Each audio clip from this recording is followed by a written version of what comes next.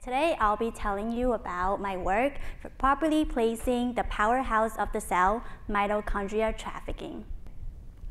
So everyone here probably either driven a car or seen a car.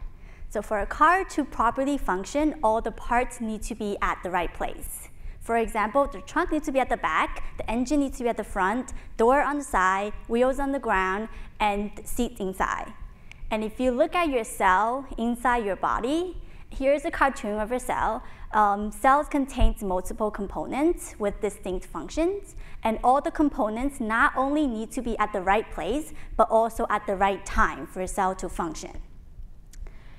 And so my work and the work of my lab looks at how cells are able to regulate and place these compartments at the right location. Specifically, we're looking at how mitochondria, one of the compartments of the cells, is being placed in the cell. So here you're looking at a cartoon of mitochondria. And what is mitochondria? Just like a battery or engine of a car, mitochondria, it functions as the powerhouse of the cell. So it provides the energy, just like a battery and an engine provides energy for a car. For example, in a nerve cell or a neuron, here shown on your left, mitochondria in purple needs to be transported into a specific location, boxed in red, and it needs to be retained at that location. So because that location requires a lot of energy for a neuron to fire. And if you look at on your right, it's a video of a neuron with mitochondria in red, and you can see that mitochondria is moving up and down all throughout the neuron to places where energy is needed, where mitochondria is needed. Studies have been shown that mitochondria distribution and mitochondria movement is essential for cellular health, for example, neuron, and various different cell types, and also linked to human health.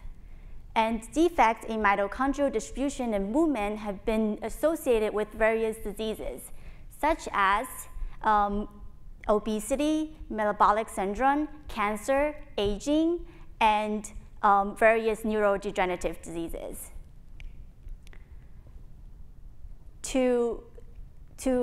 Therefore, it's very important for us to study mitochondrial shape and distribution throughout the cell. And one way we can look at mitochondrial shape and distribution is looking at mitochondria at a really simple organism, budding yeast.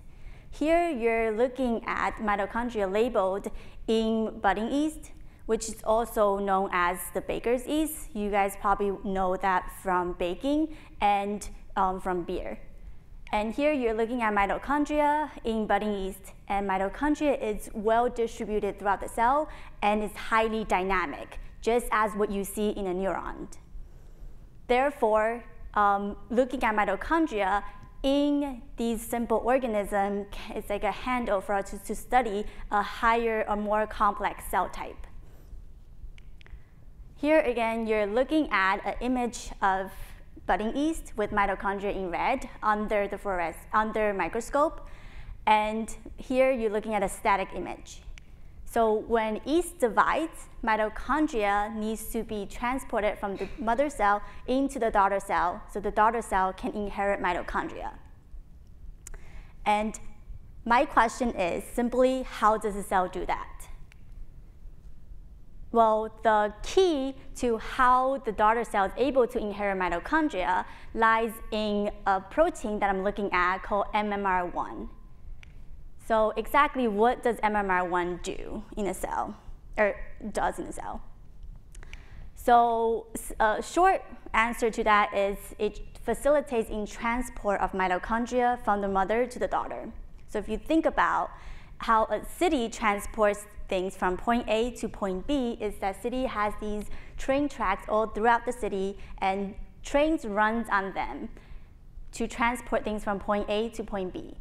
So similarly, in a cell, cell has these tracks also, and there's motor proteins that acts as trains runs on these tracks to transport components of the cell from point A to point B. But how does the cell know which component to transport? That's where MMR1 comes in. So MMR1, if you were to think about MMR1's like a train ticket. So it's mitochondria's ticket to board on these motor proteins. So it basically glues mitochondria onto these motor proteins, and when motor proteins walks on the track, it pulls mitochondria with it from the mother to the daughter, in the case that I'm looking at. So we look at MMR1 and mitochondria under the microscope. That's one of the methods that we use to study. We study mitochondria and MMR1. And here you're looking at a microscope image of budding yeast again.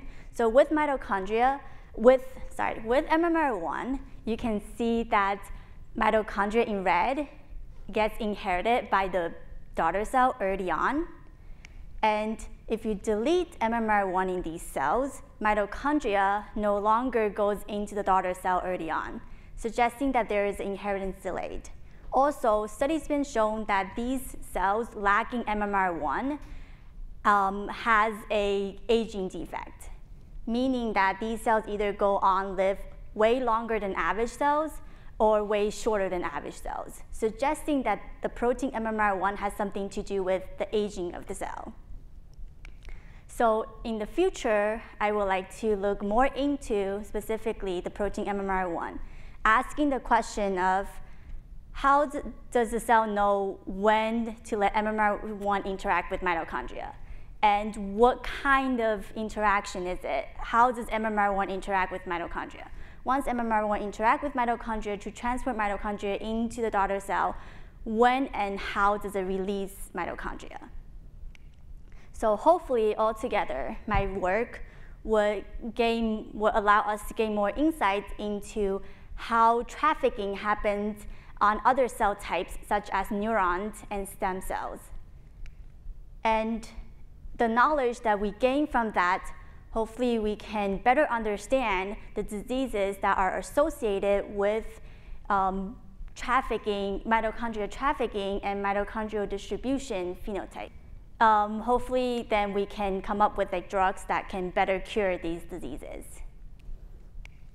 And lastly, I would like to thank my lab members who are all here sitting in the back. Thank you very much for the support, and I'd like to thank you all for listening. Thank you.